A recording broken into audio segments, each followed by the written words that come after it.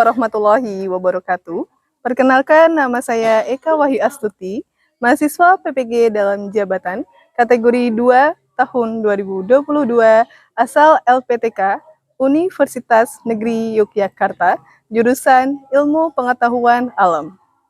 Hari ini, Selasa, tanggal 13 Desember 2022, saya akan melaksanakan kegiatan praktik mengajar dalam rangka penilaian uji kinerja unit kerja saya di SMP Andes Kedipi Masa Depan Cerah, Kabupaten Ketapang, Provinsi Kalimantan Barat. Berikut video pembelajaran UKIN saya.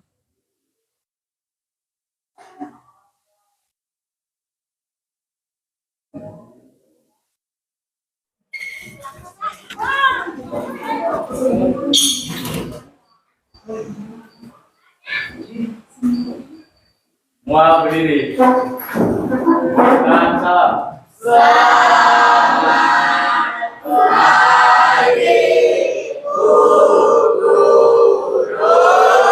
Selamat pagi anak-anak. Assalamualaikum warahmatullahi wabarakatuh. Waalaikumsalam warahmatullahi wabarakatuh. Oke, silakan duduk kembali.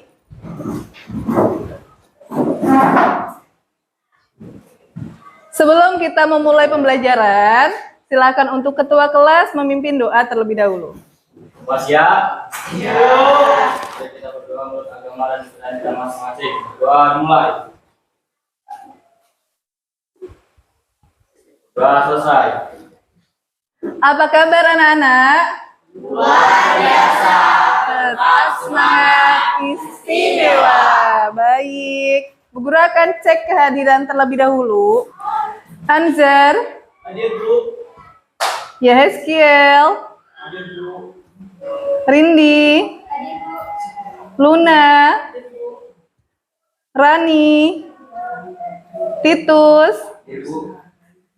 Mutia. Johan. Hadir, Bu. Fauzan. Nadine. Restu. Isfu. Marsa. Amar. Apakah sudah siap untuk belajar? Siap. Benar. Sebelum masuk ke pembelajaran hari ini, coba Bu Guru tanya, kemarin belajar apa di pertemuan sebelumnya? Perubahan kimia dan fisika. Perubahan kimia dan perubahan fisika. Masih ingat gak? Masih ya? Coba Bu Guru tanya tuh. Kalau misalkan ada peristiwa kayu dibakar, itu lama-kelamaan kayunya akan menjadi arang. Itu termasuk perubahan fisika atau perubahan kimia? Anzar? Termasuk perubahan kimia. Termasuk perubahan kimia. Betul tidak? Betul. Ada tampilan gambar nih. Apa yang Ananda lihat dari gambar ini? Ada jeruk nipis, ada sabun, iya, dan garam. Kenapa Bu Guru tampilkan ada gambar seperti ini? Karena kita hari ini akan belajar mengenai asam, basa, dan garam.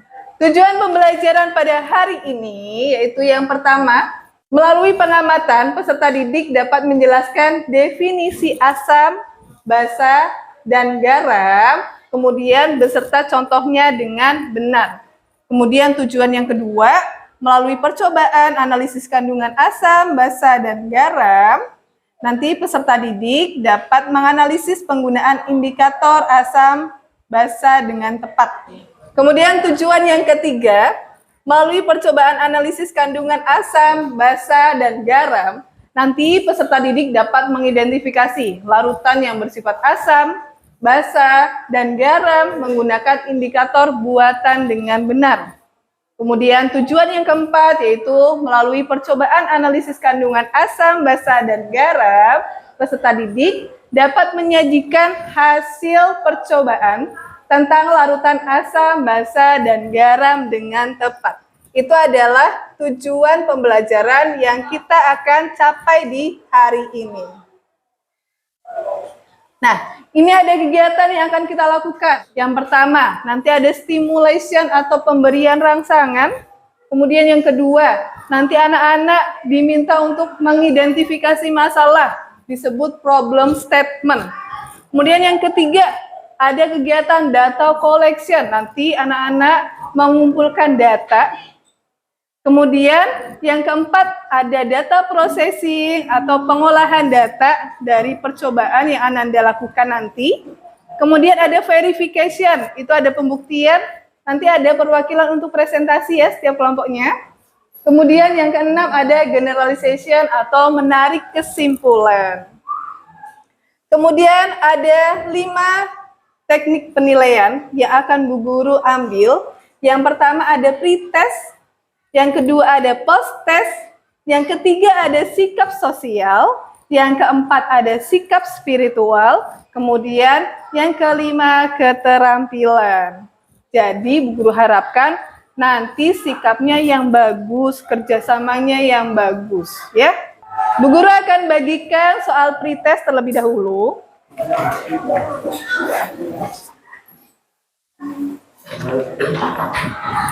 Baik, ada 5 soal pretest, silahkan dikerjakan. Itu dalam bentuk pilihan ganda ya. Tinggal centang salah satu jawaban yang paling benar.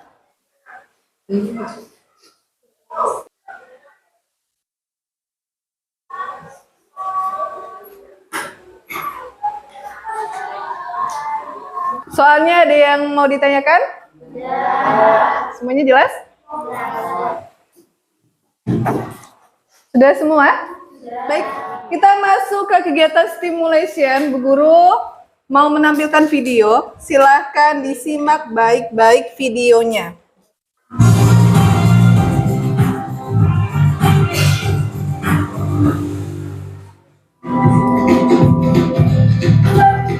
Bunda pernah mengalami perut akibat sibuk beraktivitas dan telat makan? Jangan anggap remeh gejalanya ya Bun. Penyakit asam lambung itu dapat menyebabkan kematian. Jadi sebenarnya yang harus kita pahami bersama adalah tidak pernah ada orang yang meninggal karena asam lambung meningkat. Gak ada kejadian seperti itu. Komplikasi dari asam lambung meningkat yang akhirnya menimbulkan perdarahan ini yang mungkin membuat seseorang meninggal. Jadi bukan karena asam lambungnya meningkat. Jadi asam lambung itu sebenarnya sesuatu yang normal yang dihasilkan oleh lambung. Lambung kita itu letaknya kira-kira di sini. Nah, kemudian untuk kondisi normal, lambung itu kan ada selaput lendir yang melapisi. Nah, selaput lendirnya itu salah satu fungsinya adalah untuk menghasilkan asam lambung. Naiknya asam lambung ditandai dengan sensasi terbakar pada bagian dada atau nyeri ulu hati, mulut, serta kerongkongan terasa tidak enak. Penanganannya segera temui dokter penyakit dalam bila gejala mulai terasa. Dalam tahap lanjut, pasien melakukan endoskopi, yakni memantau luka pada dinding esofagus atau kerongkongan melalui alat yang disebut endoskop. Mencegah lebih baik dari mengobati. Selektif memilih makanan jadi kunci utama dari penyakit asam lambung. Selain sediakan makanan ringan, kami juga sediakan obat lambung bila sewaktu-waktu rasa sakit menyerah. Dalam yang lebih parah, radang pada lambung dapat menyebabkan kanker lambung maupun. Tadi anak-anak sudah menyaksikan video terkait asam lambung ya. Asam lambung itu adanya di mana? Di lambung. Ya, pasti di lambung, namanya juga asam lambung. Siapa yang di sini punya penyakit asam lambung? Kadang misalkan mual, kemudian di tenggorokan tuh terasa pahit, nyeri di lambung. Nggak ada? Nah, bagus. Itu tandanya kita mengonsumsi makanan dengan teratur.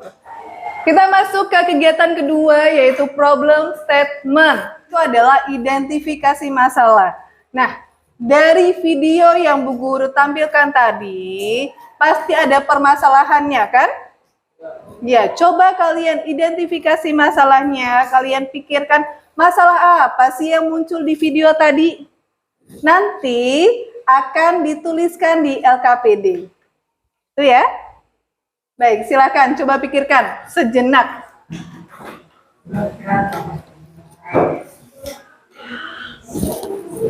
Sudah ketemu identifikasi masalahnya? Kalau sudah, kita masuk ke kegiatan selanjutnya. Ini adalah kegiatan yang ketiga, yaitu data collection. Data collection itu mengumpulkan data. Nah, di sini sudah duduk sesuai kelompoknya belum? Sudah ya, Bu Guru absen. Kelompok 1 mana? Oke, kelompok 2? Oke, kelompok 3 say hello. Hello. Kelompok 4, hai. Baik, Bu Guru bagikan LKPD dan bahan ajar satu kelompok satu supaya kalian bekerja sama.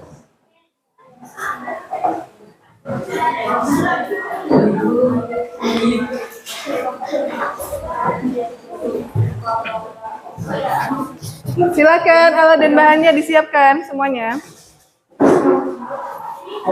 Bu Guru bagikan pipet tetes. Nanti akan kalian gunakan saat percobaan. Gunakan secara hati-hati, jangan sampai pecah ya. Di LKPD ada cara kerja. Silakan kalian baca. Kemudian kalian lakukan kegiatan percobaan sesuai cara kerja yang ada di LKPD.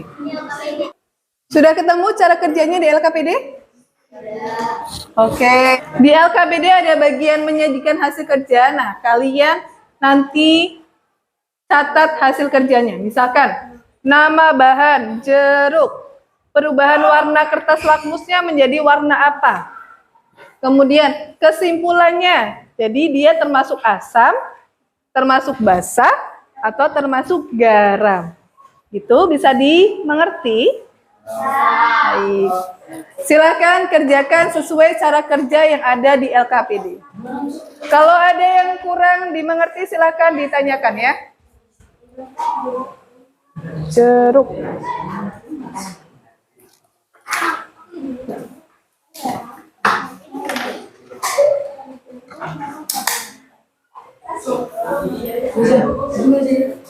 Silakan nih dikasih air dikit.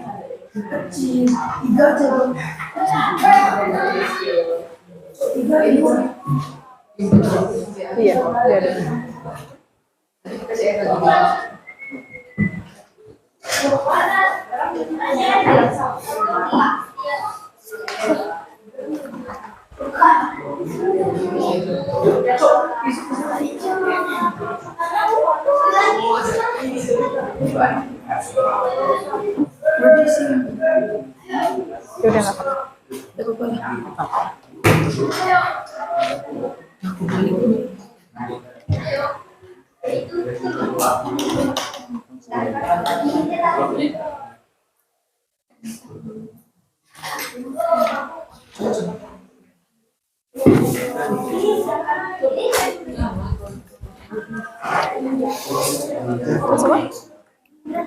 Bu Guru. Kunyit belum? Sebelahnya. Iya, kertas sebelahnya. Amati perubahan warna yang terjadi. Kalau misalkan nggak ada perubahan warna, tulis saja tidak berubah gitu ya. Mutia, perhatikan Mutia tuh. Ya, harus ini aja biar nggak lupa. Taruh aja, nggak apa. Bukan nih warnanya apa?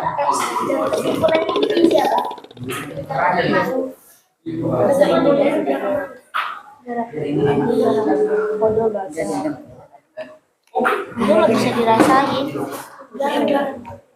Masih di sini aja deh.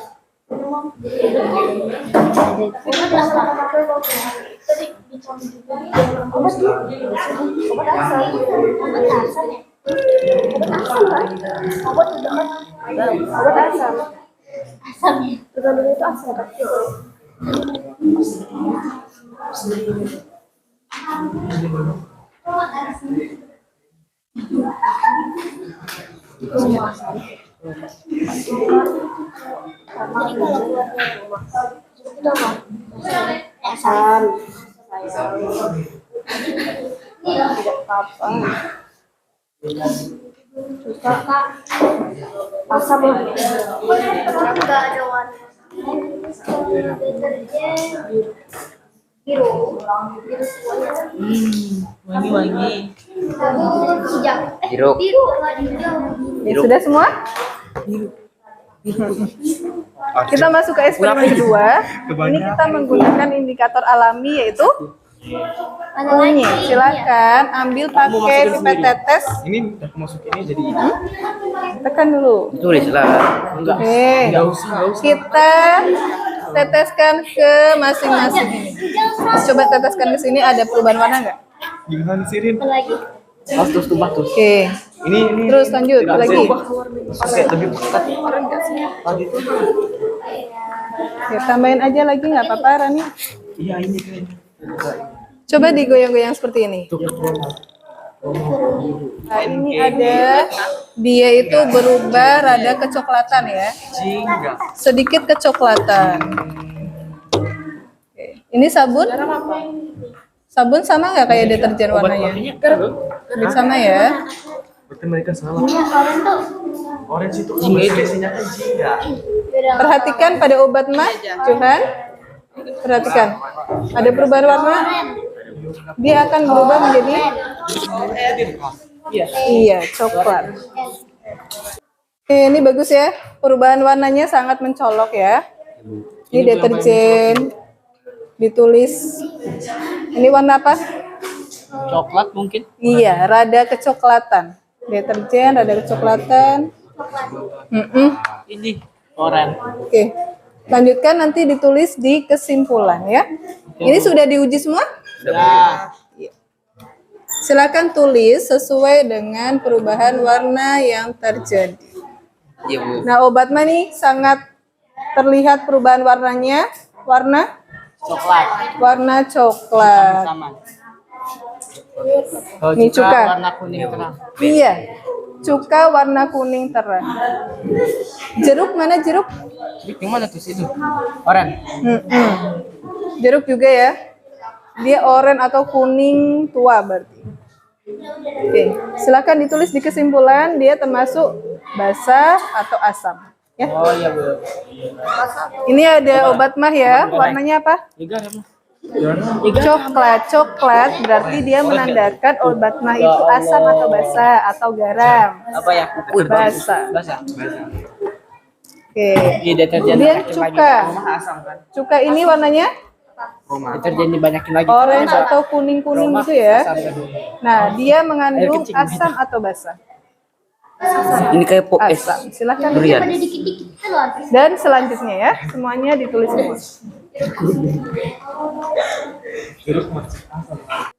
Baik, untuk semua kelompok, dari kelompok 1, kelompok 2, kelompok 3, kelompok 4, apakah sudah melakukan 2 eksperimen kegiatan 1 dan kegiatan 2?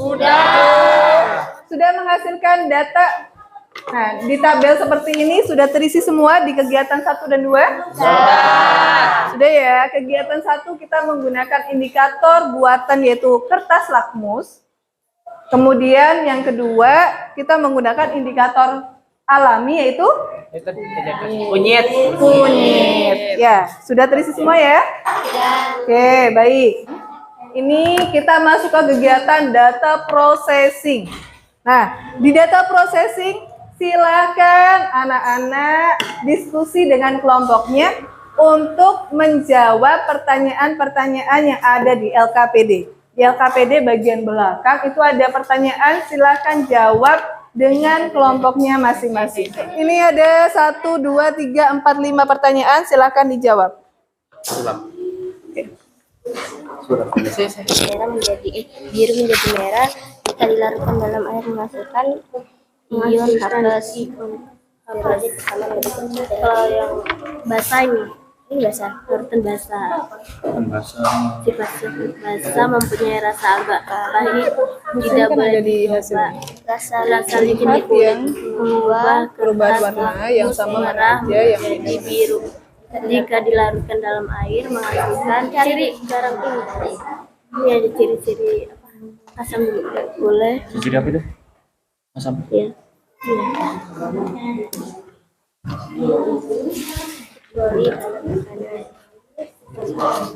Korupsi. Dapat korupsi Bahasa apa saja tulis. Benar. menimbulkan korupsi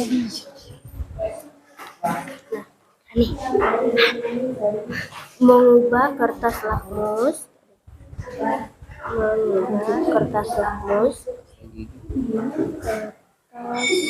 Lakmus. lakmus biru menjadi merah, menjadi merah.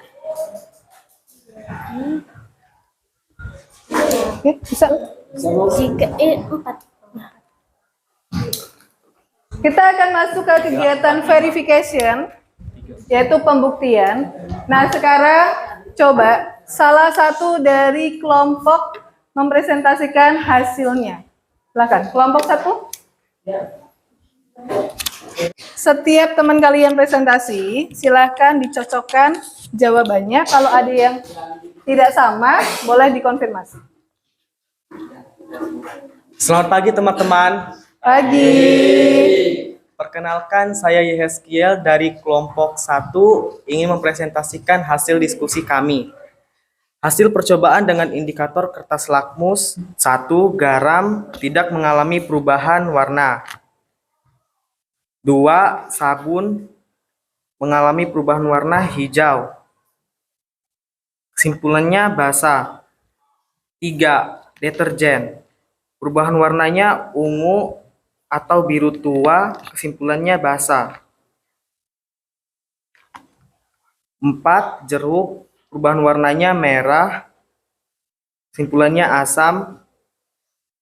5. Pasta gigi perubahan warnanya biru, kesimpulan basah. 6. Cuka perubahan warnanya merah, kesimpulannya asam. Nomor 7. Obat mah perubahan warnanya biru, kesimpulan basah. Oke. Ada pertanyaan? Dari kelompok lain ada pertanyaan? Ada hasil yang berbeda? Sama. Oke, kita beri aplaus untuk kelompok 1. Terima kasih, Yehezkiel. Kelompok 3 silahkan maju untuk mempresentasikan hasil menggunakan indikator kunyit.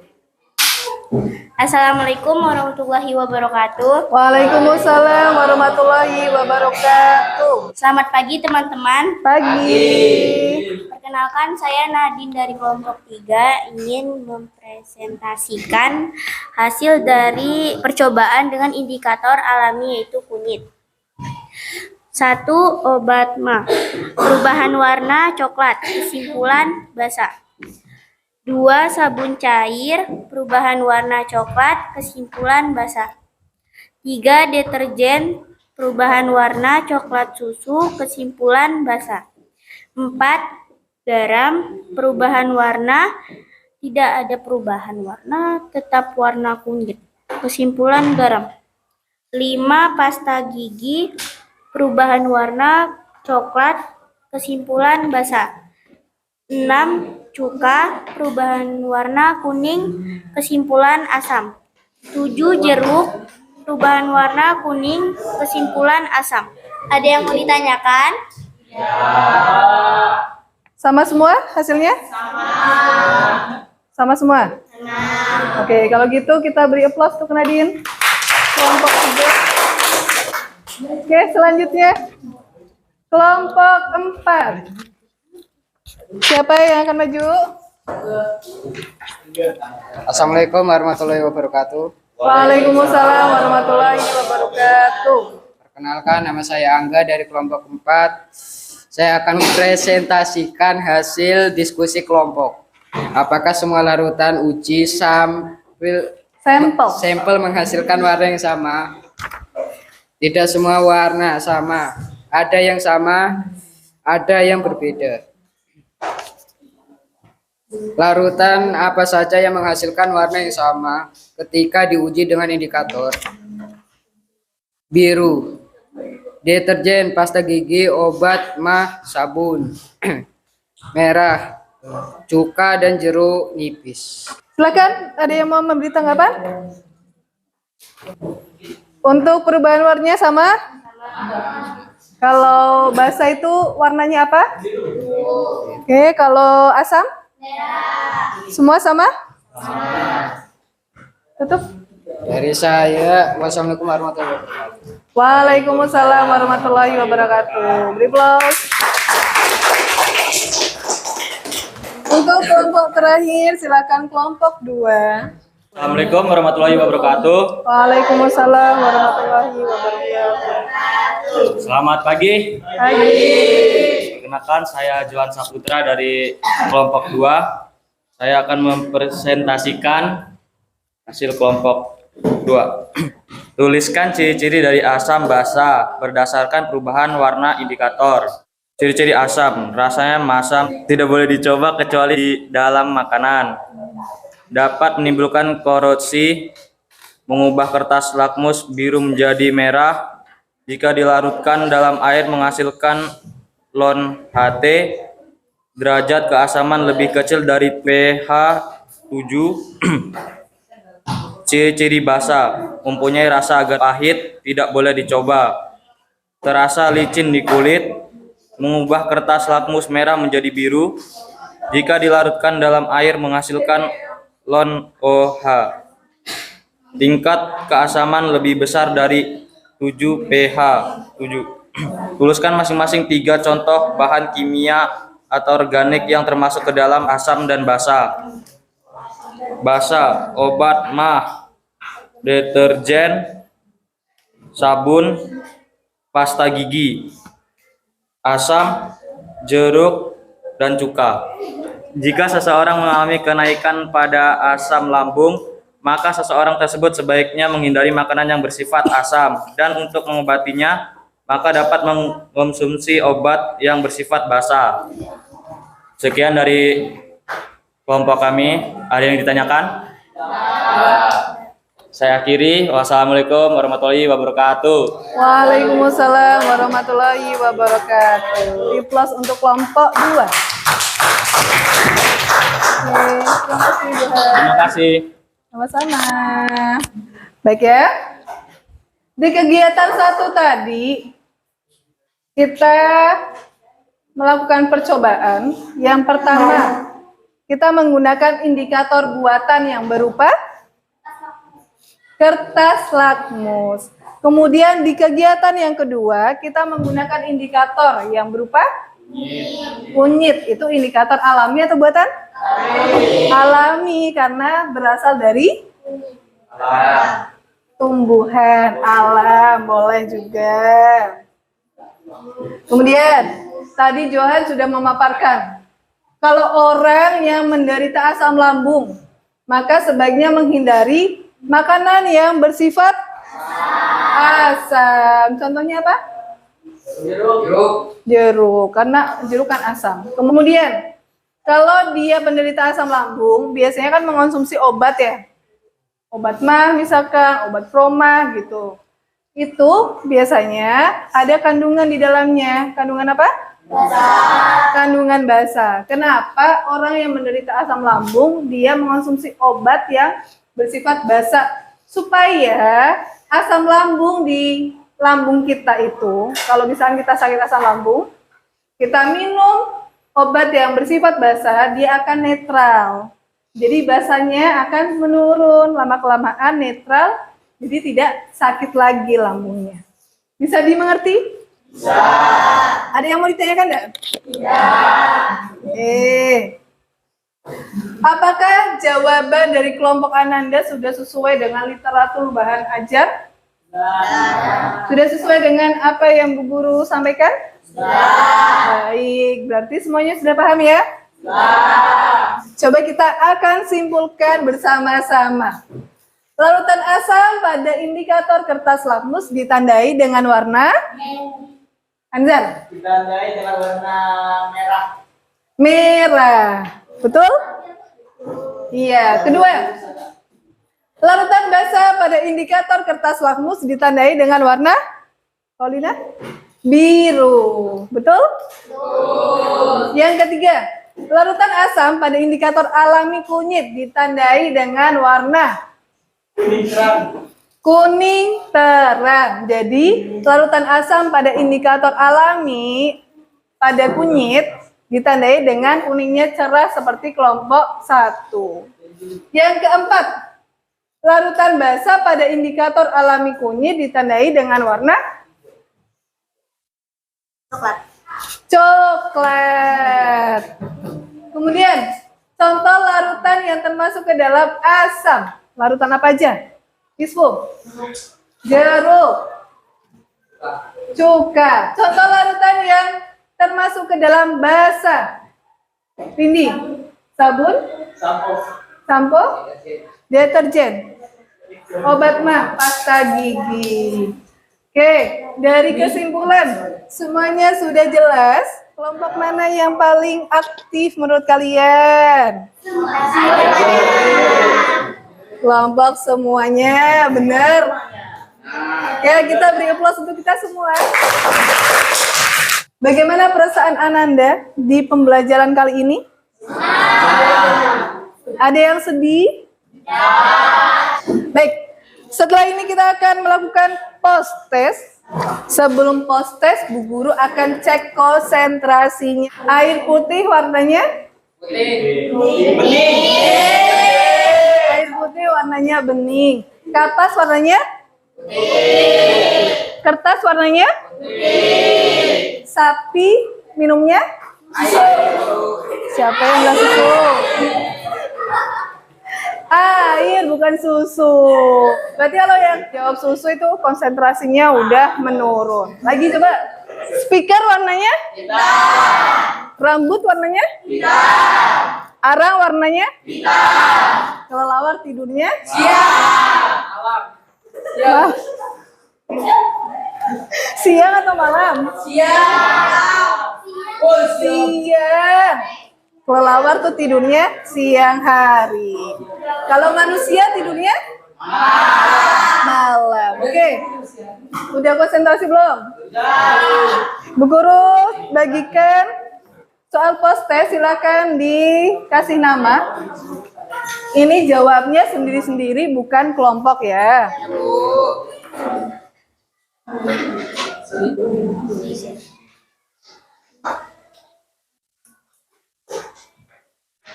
Ada yang mau ditanyakan terkait soalnya?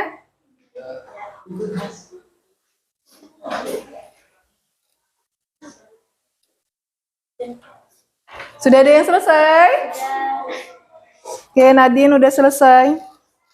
Yang lain?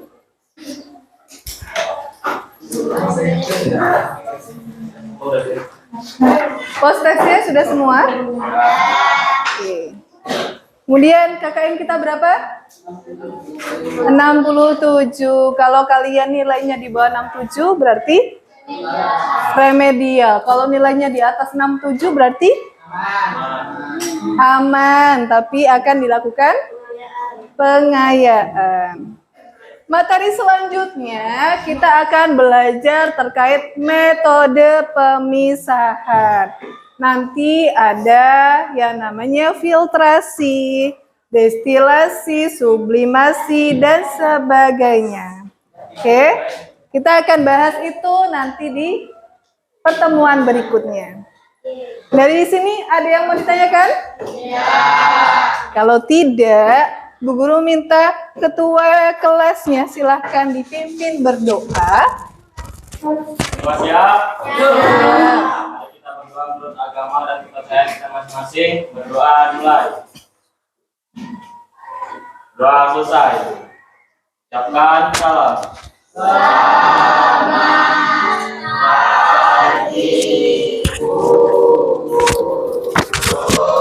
Selamat pagi semuanya. Mana semangatmu? Baik, terima kasih Bu Guru akhiri. Wassalamualaikum warahmatullahi wabarakatuh. Waalaikumsalam warahmatullahi wabarakatuh.